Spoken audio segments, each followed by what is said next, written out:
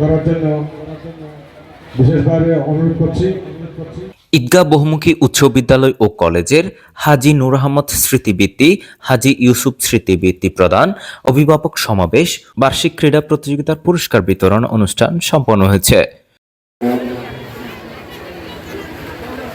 শনিবার 11 মে দুপুরে হাটহাজারী কলেজের সাবেক অধ্যক্ষ ফরিদ আহমদের সভাপতিত্বে ও পরিচালনা কমিটির শিক্ষা অনুরাগী সদস্য মোহাম্মদ এনাম ও জিএম নিশানের যৌথ পরিচালনায় অনুষ্ঠানে স্বাগত বক্তব্য রাখেন পরিচালনা কমিটির সভাপতি ও ছিপাতুলী ইউপি চেয়ারম্যান নুরুল হাসান লাবু।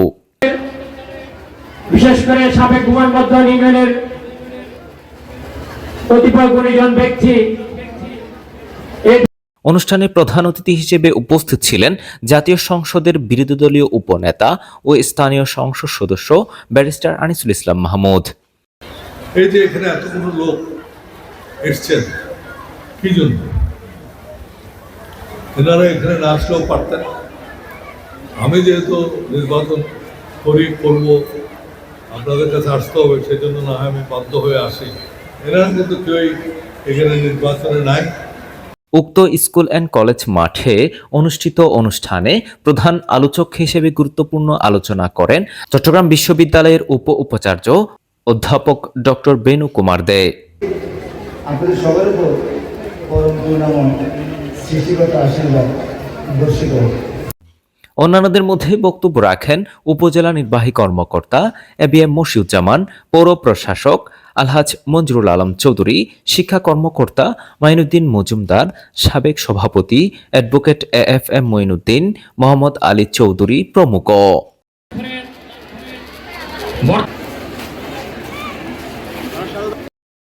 এই সময় সংবর্ধিত প্রাক্তন কৃতি শিক্ষার্থীদের মধ্যে বক্তব্য রাখেন ডাক্তার ইমতিয়াজ বাবুল, ডাক্তার শহীদুল ইসলাম আরজু, অধ্যাপক ফজলুল কাদের, সি+ টিভির editor in chief Alamgir Apu, Mohammad Ali, Mohammad Nezamuddin.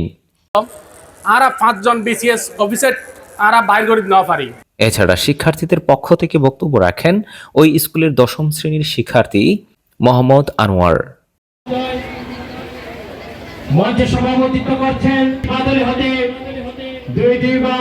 পরে এই স্কুলের প্রাক্তন কৃতি শিক্ষার্থীদের মাঝে সম্মাননা ক্রেস্ট ও বিভিন্ন প্রতিযোগিতায় প্রথম, দ্বিতীয় ও তৃতীয় স্থান অধিকারকারী শিক্ষার্থীদের মাঝে পুরস্কার বিতরণ করা হয়।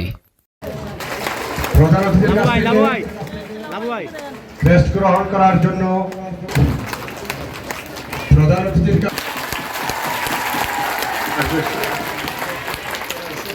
একটু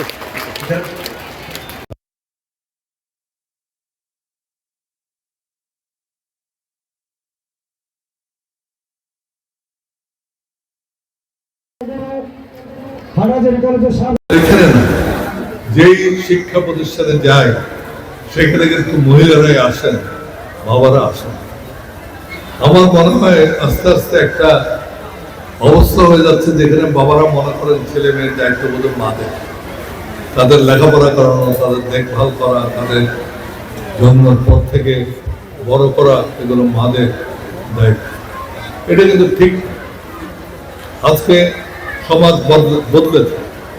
আজকের সমাজে এই দায়িত্ব বাবাকেও নিতে হবে, মাকেও।